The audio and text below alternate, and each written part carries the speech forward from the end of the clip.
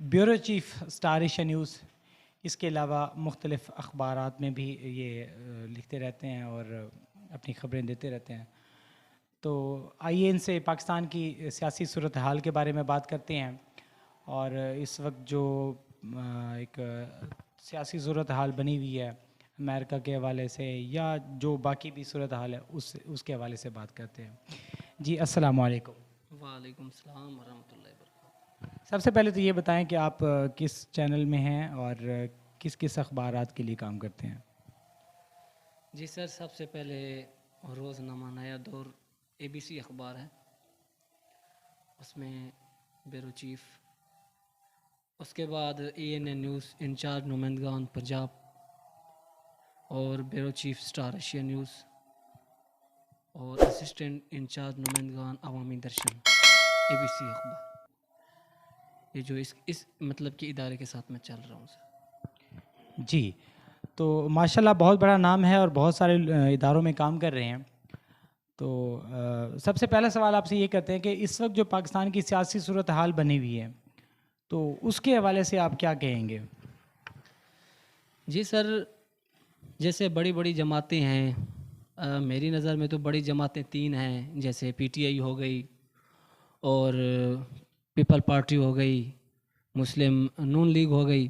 तो ये जमातें बड़ी जमातें हैं, इनका उतार चढ़ाव जो आप देख रहे हैं कि एक दूसरे के दुश्मन बने हुए हैं। ये लोग अपने पेट की खातिर सब कुछ गंवा देते हैं, इनको अपनी रिस्पेक्ट की ज़रूरत नहीं होती। जैसे एक इंसान को कदर की ज़रूरत होती है या अपनी कौम के लिए कुछ करे।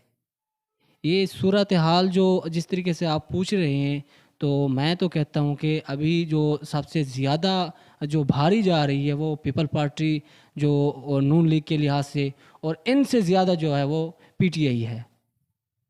जी, तो अब दूसरा ये कि पाकिस्तान का जो अमेरिका के हवाले से स्टैंड है, जो इमरान खान ने अभी कौमी असम्बली में स्पीच की थी, उसके हवाले से आप क्या कहेंगे कि पाकिस्तान ने जो अपना जो मौक़िफ़ पेश किया है वो किस हद तक जो है वो अब आगे कामयाब होगा और अमेरिका के लिए जो है जो बातें कही हैं वो किस हद तक अमल पैरा हो सकती हैं और उससे पाकिस्तान को क्या फ़ायदा हो सकता है या नुकसान हो सकता है, उसके बारे में आप बताएं।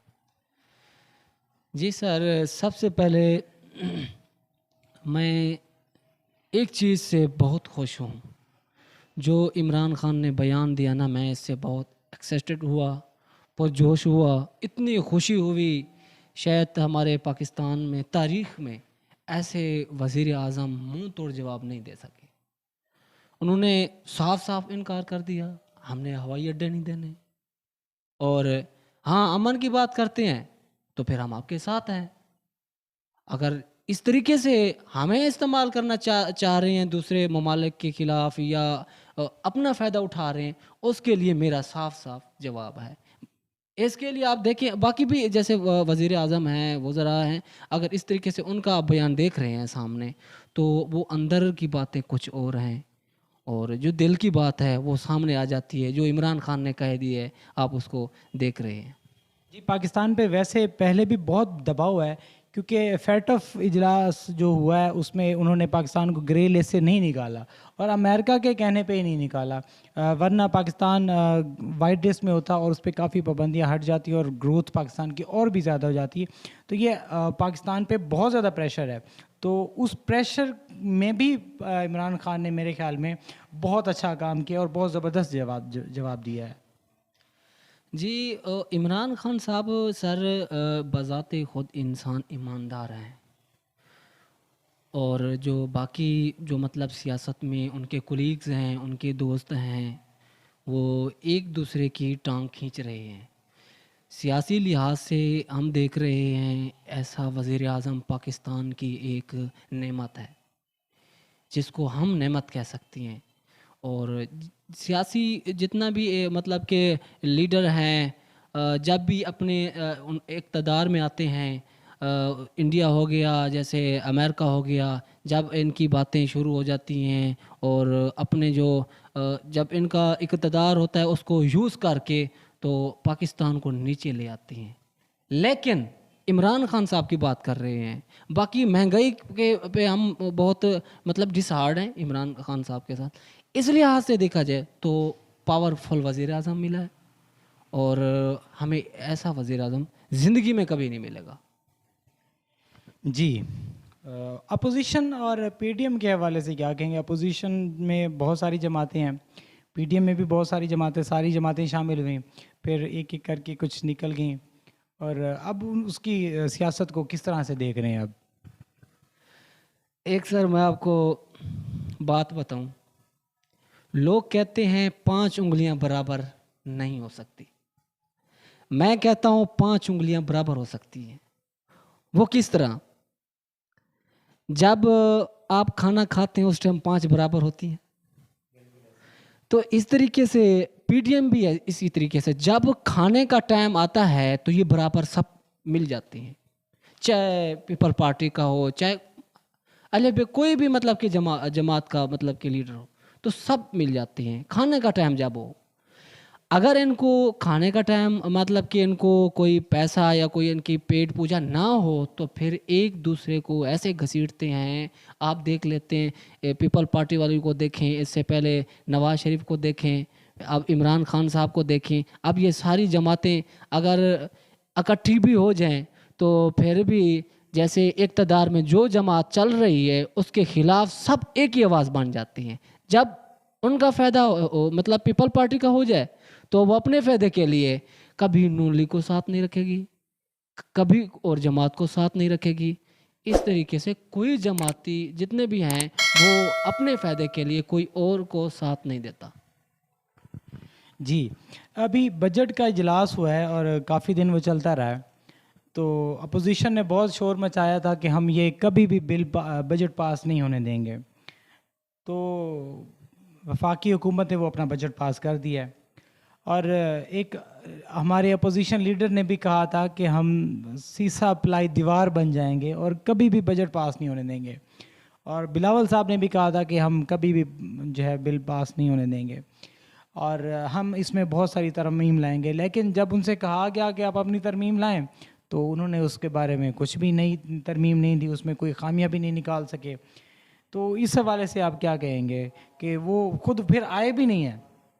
शहबाज शरीफ साहब जिन्होंने कहा था कि मैं दीवार बनूंगा, लेकिन जब जिस दिन वो पास होना था वो खुद नहीं आए, नून लीग के 18 और एमएनएस भी नहीं आए। तो इनकी सियासत को किस तरह से देखते हैं?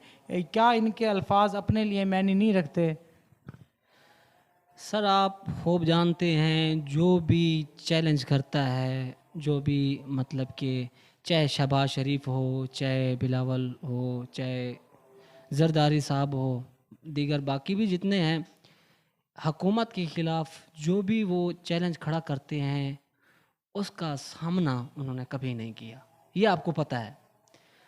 उन्होंने कहा मैं जो ना ये बजट पेश नहीं करने दूंगा, मैं यूँ कर दूंगा, मैं फलान, जितना उनकी मतलब के दिल की बातें थी या उनकी जो मैं कहता हूँ भड़कियाँ हो गई।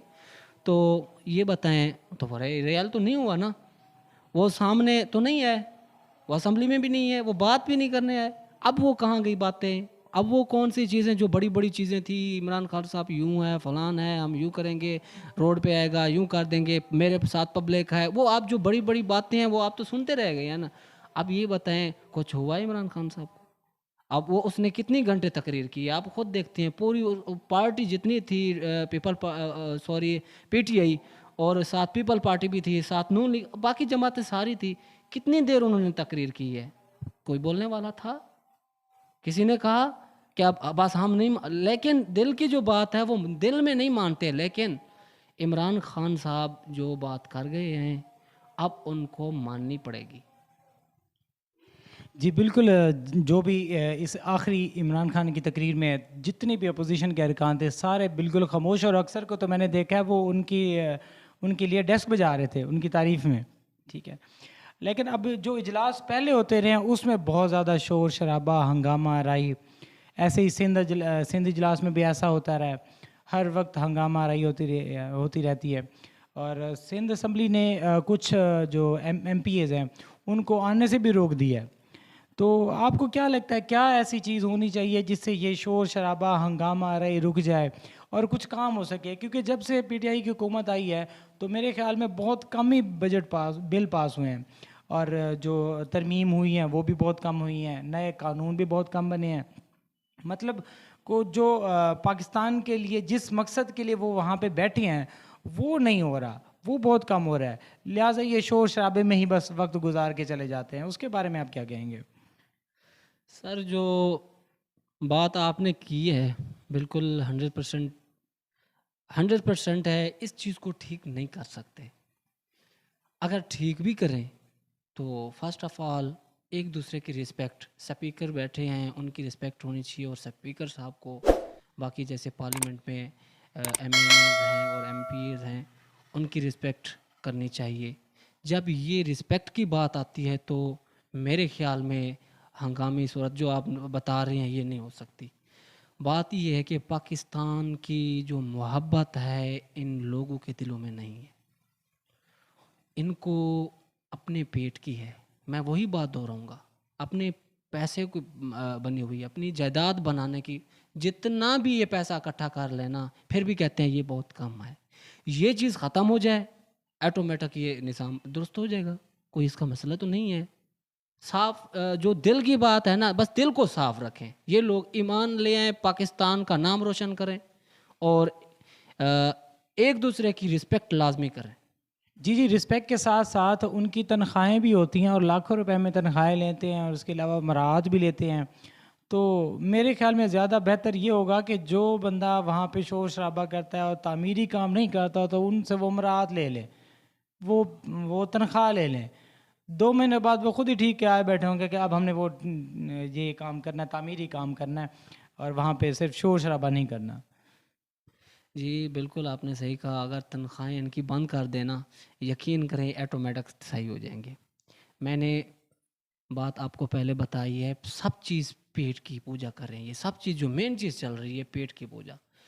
तो इतना पैसा कमा रहे हैं, अगर इनकी तनख्वाहें बंद की जाएं, ये तो सबसे बड़ी बात है। ये नेक्स्ट टाइम के लिए, ये तो मैं कहता हूँ कि इस चीज़ को बल्कि एक दूसरे को डिग्रेड नहीं करेंगे ये।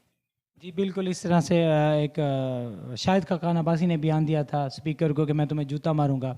अगर स्पीकर साहब उसी दिन कार्रवाई करते और उनको रोकते और उनकी तनख्वाहें रोकते तो अगली दफ़ा उनकी ज़रूरत ना होती कि ऐसी बात करें। ठीक है।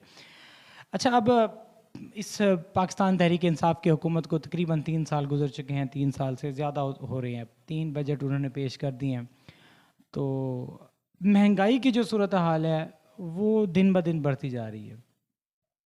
इसी तरह से अब ये लोड शेडिंग का मसला भी अब काफ़ी दिनों से ये चल रहा है। तो आपको क्या लगता है ये महंगाई और लोड शेडिंग गवर्नमेंट के लिए किस कदर नुकसानदेह हो सकती है, या इस पे अवामी राय क्या हो सकती है? अब अवाम क्या सोचती है? आप एज ए मीडिया नुमाइंदगान लोगों के पास जाते होंगे, लोगों की बातें सुनते होंगे, या लोग आपके पास आते हैं अपनी राय बताते होंगे, तो क्या राय रखती है आवाम? क्या वो इस महंगाई को बर्दाश्त करेगी कुछ अरसा, या फिर वो जिस तरह से है कि बस आगे उन्होंने क्या करना है, क्या पॉलिसी हो सकती है? जी सर, आपने बहुत अच्छा सवाल किया। मैं सोच रहा था कि महंगाई के हवाले से लाज़मी सवाल होना चाहिए। अब सर मसला ये है, गरीब जो है ना, गरीब उनकी बर्दाश्त ख़त्म हो गई है। 1 साल 6 महीने की बात करें तो 1 साल गुजर जाता है, 1 साल की बात करें तो फिर उसके साथ 1.5 साल और गुजर जाता है। ऐसे 3 साल गुजरने को हो चुके हैं। तो इस तरीके से दाल की कीमत देख लें, आटे की कीमत देख लें, घी की कीमत देख लें, और गोश्त की भी कीमत देख लें, चीनी की कीमत देख लें। अब ये बताएं, जो मिडिल लेवल के लोग हैं उसको चलो एक टाइम का सही तरीके से खा लेते हैं, दूसरे टाइम का अरेंज कर लेते हैं, वो एक मतलब उनके साथ जो नीचे लोग हैं, नीचे इलाके के जो मतलब गरीब, पसे हुए गरीब, जो उनके पास एक टाइम का खाना वो भी मुश्किल से लाते हैं। तो उसको आप देखें। मैं तो कहता हूँ इमरान खान साहब की जो बड़ी बातें थी ना, यकीन करें अगर वो बातें रियल में सच्ची हो जाएं तो गरीब को हक मिल जाएगा। गरीब जो ना बहुत परेशान है इस दौर में। मैं कहता हूँ कि 3 साल बल्कि जो अभी गुजर गए हैं, अब बाकी जो बच्चे हैं वो कंप्लीट कर लेंगे अगले साल के लिए। मैं इतना कह सकता हूँ कि ये जो अवाम है मुश्किल है, अब तो इमरान खान का साथ मुश्किल है इसके लिए। जी बिल्कुल, महंगाई काफ़ी बढ़ी है। अब भी जो है इस बजट के बाद भी 10 से 12 रुपए घी का रेट बढ़ा है। पेट्रोलियम की मद में उन्होंने 600 अरब रुपए लेने हैं, तो महंगाई इससे काफ़ी हद तक बढ़ेगी। लेकिन अवामी राय क्या है, अब आगे इलेक्शन भी तो आना है, तो उसमें भी वोट तो गवर्नमेंट ने लेना है। तो साफ ज़ाहिर है कि उसके लिए कुछ ना कुछ इकदाम तो करने होंगे, ताकि जो है ये मदावा ख़त्म हो सके, ये उनका दुख ख़त्म करेंगे तो तभी वोट ले सकेंगे ना।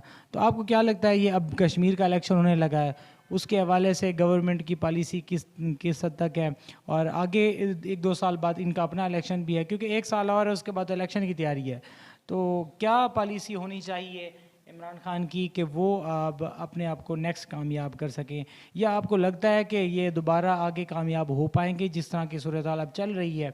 कोरोना की वजह से भी काफ़ी हालात ख़राब हो रहे थे, तो उसकी ज़िम्मेदार जो लोग हैं, देहात के लोग हैं, वो सिर्फ इमरान खान को समझते हैं कि ये इसकी वजह से है, तो वो ये बैरूनी सूरत हाल को नहीं देख रहे हैं। तो उस सूरत हाल में क्या ये लोग दोबारा गवर्नमेंट बनाने के अहल हैं, या अपनी पॉलिसी किन पॉलिसियों में चेंज करें कि फिर ये दोबारा गवर्नमेंट बना सकें?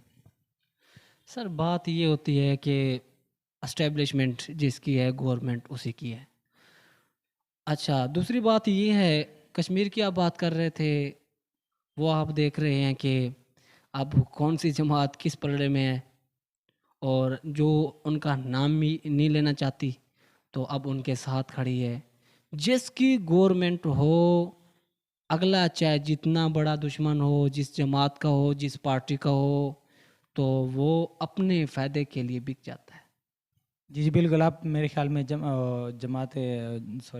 जमीयत उलमा इस्लाम की बात कर रहे हैं, फजल रहमान की बात। वो एक दूसरे के बहुत ही सख्त दुश्मन थे, और कश्मीर के इलेक्शन में एक साथ हो गए।